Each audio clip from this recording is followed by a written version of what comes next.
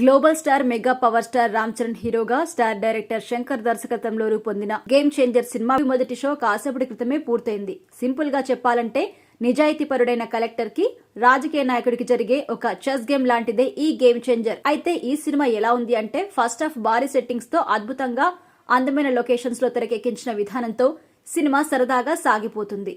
ప్రధాన కథలోకి తీసుకెళ్లిన విధానం, అనుసరించిన స్క్రీన్ ప్లే చక్కగా కుదిరింది. ఫస్ట్ హాఫ్ ఫన్, ఎమోషనల్ అంశాలతో ఎంటర్టైనింగ్ గా వెళ్తుంది. ఇంటర్వెల్లో మతిపోయే ట్విస్ట్ తో ఎండ్ అవుతుంది. ఇక సెకండ్ హాఫ్ లో రామ్ చరణ్, అంజలి, ఎస్జే సూర్య, శ్రీకాంత్ పాత్రలు పోటాపోటీగా కనిపిస్తాయి. వారి పర్ఫార్మెన్స్ పీక్స్ లో ఉంటుంది.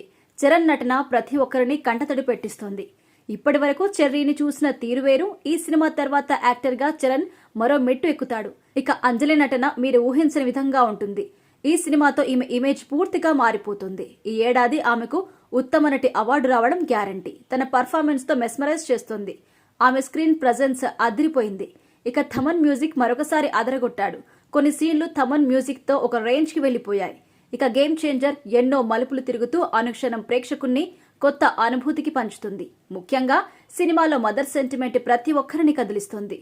ప్రీ క్లైమాక్స్ సాగే సన్నివేశాలు, శ్రీకాంత్ పర్ఫార్మెన్స్ అదిరిపోతుంది.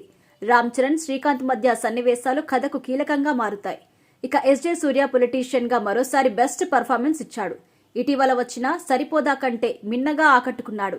కలెక్టర్ పాత్రలో రామ్ చరణ్ తో పోటాపోటీగా సాగే సన్నివేశాల్లో వారిద్దరి మధ్య ఫేస్ ఆఫ్ పర్ఫెక్ట్ గా ఉంటుంది. కథను శంకర్ డీల్ చేసిన విధానం చూస్తే జెంటిల్ మ్యాన్, ఒకే ఒక్కడు స్థాయి సినిమాను మించి చూస్తున్నాము అనే ఫీలింగ్ కలుగుతుంది. ఫైనల్ గా చెప్పాలంటే రామ్ చరణ్, డైరెక్టర్ శంకర్ సంక్రాంతికి మొదటి బ్లాక్ బస్టర్ హిట్ కొట్టేశారు.